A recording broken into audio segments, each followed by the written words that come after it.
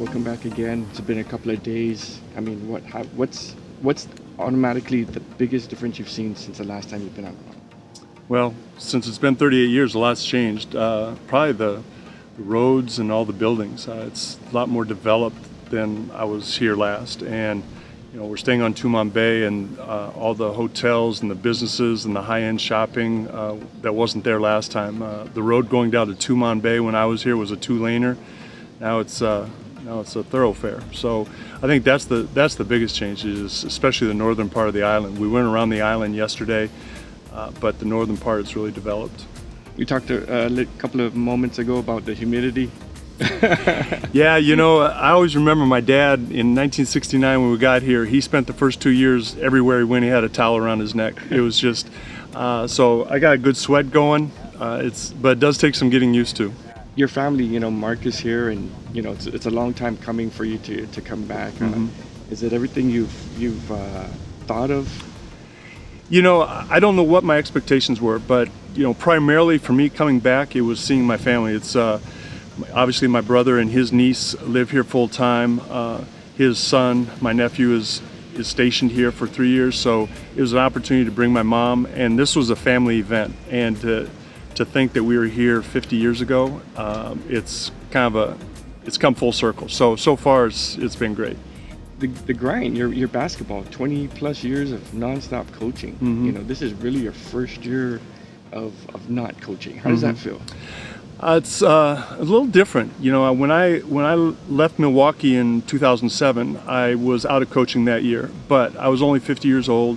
I knew I'd be back coaching again, so I stayed involved in the game. Now at my age and kind of seeing how the game is going, you don't know what opportunities are down the road. So it's a little different adjustment for me, but I stayed involved in the game. I check the box scores. I watch the games that I can. I just try and stay, invested. And the NBA is a funny game. You never know what's going to happen. I didn't think I was going to be a head coach again, and I was in Portland for 9 years. So anything can happen. You just got to be ready. I mean, it's in season. It kind of feels weird that you're not on the sidelines. It does, but it doesn't feel weird when I'm here on Guam. Now, when I'm sitting at home watching games, then that's when it feels weird. 50 years, that's a long time. Yeah. Since you first came here. I'm sure you've seen some of your friends from your childhood so far. How does that kind of childhood memory ring with you? Well, it's brings back a lot of memories. My memory's not so good, so people remind me of things that I used to say and do. But I'm looking forward. We're having a get-together tomorrow. I get to see a lot of people that I knew back then. But I saw Tony Suzuiko yesterday at a little gathering down in Umatic, and it was terrific. He was my idol. It was good to see him. But it's like anybody. When you have a chance to see people from your youth and the memories that you had and that you shared, it's always a great thing, no matter who you are. So throughout your NBA career, you've met people from Guam that live out in the States. Yeah. Bringing Guam flags. I know that's always kept you close to the island. Now that you're back, I mean, does that just kind of encapsulates everything? Well, it does. And like I saw you at a Dallas game a few years ago, and saw Ralph came to Portland, and Jim McDonald came to Portland, and Tony Suzuiko came to Seattle, and I think I saw Kim Fair and Jesse Benavente's seen him a few times in LA. There's a JFK alumni group in Sacramento that I've seen. So the people from my past from Guam have reached out over time, and it's always kind of good to reminisce about their life and what they've done, and mine as well. Two more things. Speaking of JFK, you visited the school yesterday. Yeah. Totally, completely different school, right? Yeah, so, I didn't recognize anything except they said the band room was the same band room. Other than that, it's all changed. But how was that visiting their old high school? It looked great. Especially driving up and seeing the facade and seeing JFK up there, and the courtyard in the middle. It's very well maintained. The gym is beautiful. I mean, compared to the gym that I remember 50 years ago, that gym is beautiful. That was all the way into the 90s, by the way. Oh yeah, I mean this one's air conditioned. It's got 2 courts. It's painted. It's really nice. So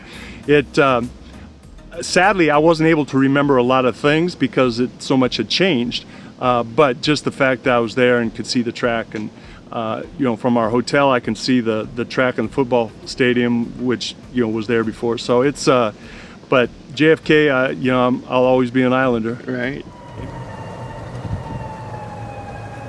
And there's the signature hole at Mangilao Golf Course.